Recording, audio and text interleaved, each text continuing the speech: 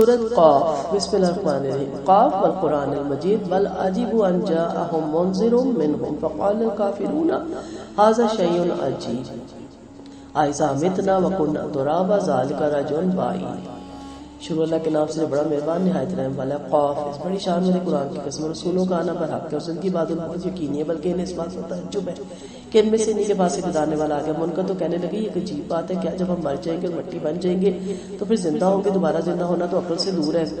ان میں سے زمین پر جو کچھ گھٹاتی ہے وہ ہمیں معلوم ہے، ہمارے پاس لکھا ہوا محفوظ ہے، بلکہ جب کبھی ان کے پاس حق آتا ہے انہوں نے چھٹلایا، اس لیے یہ الجھن والی بات میں پڑ گیا۔ افلم ينظروا الى السماء فوقهم كيف بنيناها وزيناها وما لها من فروج، کیا انہوں نے اپنے اوپر آسمان نہیں دیکھا کہ ہم نے کس طرح بنایا، کس طرح سیدھا تھی، اس میں کوئی شگاف تک نہیں چھوڑا، اور ہم نے زمین کھینچ کر بچھا دی، اس میں پہاڑوں کی مویقیں ڈال دی، اس میں طرح طرح کی خوشنما چیزیں پیدا کر دی تاکہ ہر رجوع کرنے والے بندے کی نصیحت اور تبصرے کا ذریعہ بن جائے۔ اور ہم نے آسمان سے لذتوں والا پانی اتارا، پھر اس سے باغ اور کاٹے جانے والے غلہ اور کھجوروں کے اونچے اونچے درختوں کو بھی جن کی تہ بتہ خوشی ہے بندوں کی روزی کے لیے پیدا کیا، اور ہم نے اس سے مردہ زمین کی اس طرح قبروں سے نکلنا ہوگا، اس سے ہم نے مردہ زمین کو زندہ کیا اور اس طرح قبروں سے نکلنا ہوگا۔ کذبت قبلہم قوم نوح واصحاب الرس وثمود وعاد وفرعون واخوان لوط، ان سے پہلے قوم نوح نے، رس والوں نے، سمودیوں نے، عادیوں نے، فرعونیوں نے، لوط کے بھائیوں نے، ایکا والوں نے، طبع کی قوم نے بھی جھٹلایا تھا۔ ہر ایک نے پیغمبر کو جھوٹا سمجھا تھا، پھر میرا ڈراوا ان پر واجب ہوگا۔ کیا ہم پہلی بار کی پیدائش سے تھک گئے،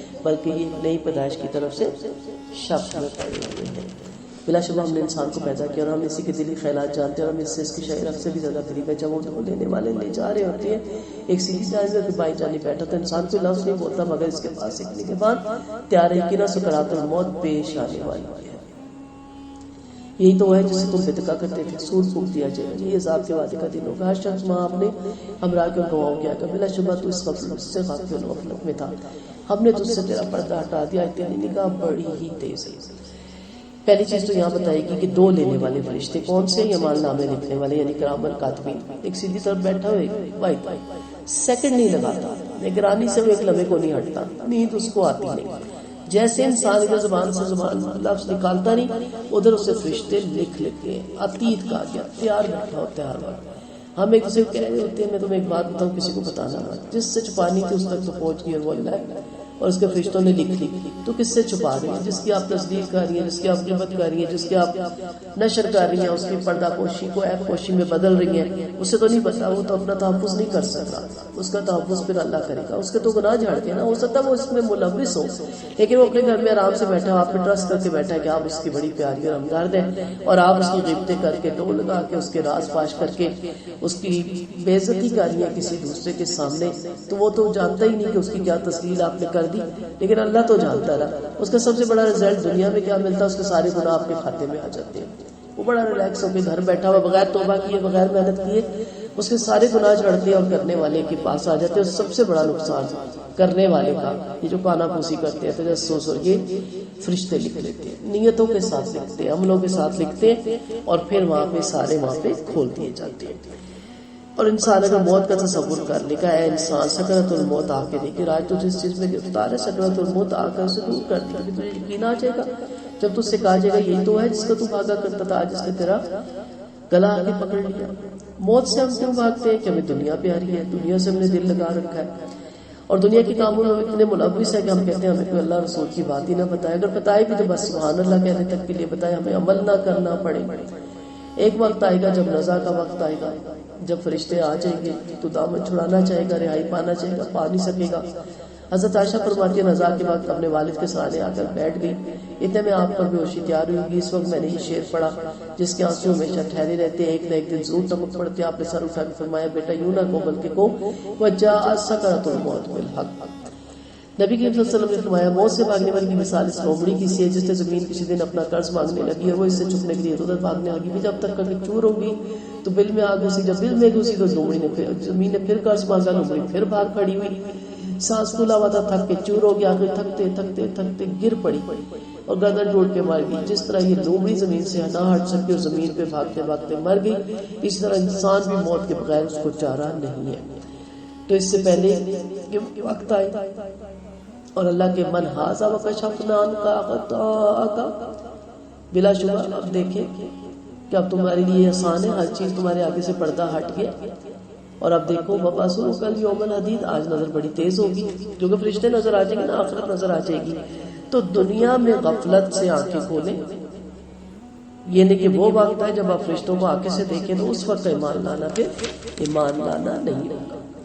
اور اس کا ایک ہم نشین فرشتہ کہے گا یہ تیار ہے جو میرے پاس ہے.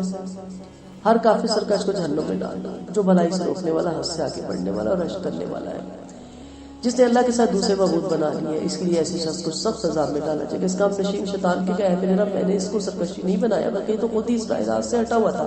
اللہ فرمائے گا میرے پاس مت جھگڑو، میں نے دنیا ہی میں تمہارے پاس عذاب کا وعدہ پہنچا دیا تھا. میری بات بدلنے والی نہیں اور نہ میں بندوں پہ ظلم کرنے والا ہوں. اس آیت کی تفسیر میں بتایا جاتا ہے کہ اللہ تعالیٰ نے آیات میں فرشتوں کی طرف سے خبر دے رہے ہیں جو انسان کے اعمال نامے لکھنے پہ تعینات ہے. وہ فرشتے ان کی ڈیوٹی ختم ہو جائے گی نا آپ کے مرنے کے وقت، وہ آپ کے رجسٹر نامے حوالے کریں گے کہ یہ لیں، یہ اس کا کچا جھٹا ہے، یہ اس کی ساری زندگی کی روودار ہے. تو آپ کو پتا ہونا چاہیے کہ وہ لکھا ہوا اعمال نامہ، وہ کتاب، وہ ڈائری آپ نے خود لکھی ہوگی تو وہ ان کے حوالے کر دیا جائے گا. اور وہاں پہ جو ہم سب کچھ شیطان پہ ڈال دیتے ہیں، شیطان کی میں نے تو گمراہ نہیں کیا، میں نے تو دعوت دی، اس نے قبول کر لی، نہ قبول کرتا. اس وقت انسان سوچے گا کہ میں اس کے پیچھے لگ کے اس کی باتیں مان کے کس قدر بھٹکارا، اور آج یہ بھی مجھ سے بری مصیبہ ہو گیا.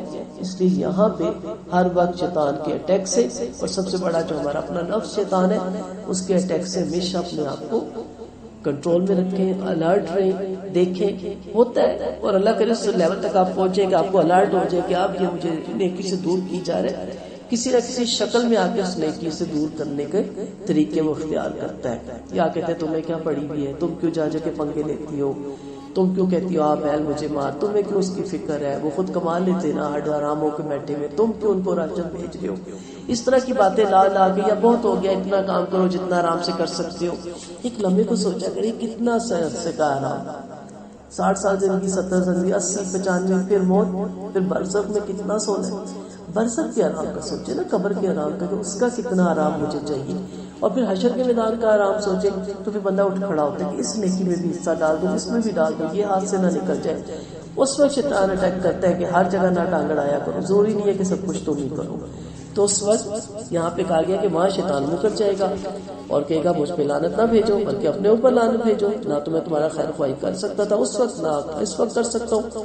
میں تو سب سے پہلے شرک کا انکاری کرتا ہوں. یاد رکھو ظالموں ہی کے لیے دردناک عذاب ہوگا. یوم نقول لجہنم هل امتلأت وتقول هل من مزید. جس دن ہم دوزخ سے پوچھیں گے کیا تو بھر گئی، اور وہ جواب دے گی کیا کچھ مزید ہے.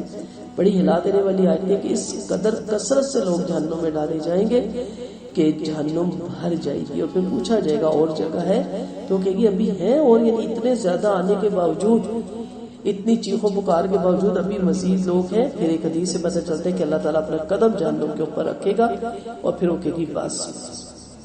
آپ صلی اللہ علیہ وسلم فرماتے ہیں ایک دفعہ جنت و جہنم میں گفتگو ہوئی، دوزخ بولی مجھ میں سرکش اور مغرور ہو گئے، جنت بولی مجھ میں کمزور اور محتاج ہو گئے. اللہ نے دونوں میں فیصلہ فرما دیا. جنت سے فرمایا تو میری رحمت ہے، میں تیرے ذریعے اپنے بندوں میں سے جس سے چاہوں گا رحم کروں گا. دوزخ سے کہا تو میرا عذاب ہے، میں تجھ سے اپنے بندوں میں سے جس کو چاہوں گا عذاب کروں گا. تم میں سے ہر ایک کو میں بھر دوں.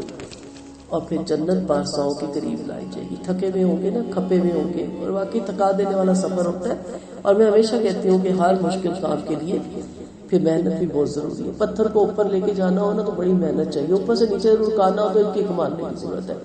جو جہنمی کام ہے نا بڑے ایزی ہے، بڑے آسان ہے. ریلیکس ہو کے موبائل اٹھا لے، کھول لے ٹی وی، ہر فوج مناظر، ہر فوج گانا دیکھتے رہے. لیکن نماز کے لیے، کسی کے کام کے لیے باوضو بھی ہونا پڑتا ہے، اٹھنا بھی پڑتا ہے، جانا بھی پڑتا ہے، نقصان بھی اٹھانا پڑتا ہے، ڈس بھی لگتی ہے، مالی بھی، جسمانی بھی، نفسیاتی بھی. تو مشکل کام ہے. تو اس لیے پرساؤں کو جب وہ تھکے ہوں گے، تھکے ماندے وہاں جائیں گے. اور شہادت تو اس سے بھی بڑے مشکل کام ہے، انسان اپنی جان ہی گوا دیتا ہے. تو ان کے لیے جنت پھر قریب لائی جائے گی. اب واو کی تفسیر میں کہا جاتا ہے کہ بہت رجوع کرنے والا، توبہ کرنے والا، گناہوں سے باز رہنے والے کو کہتے. اب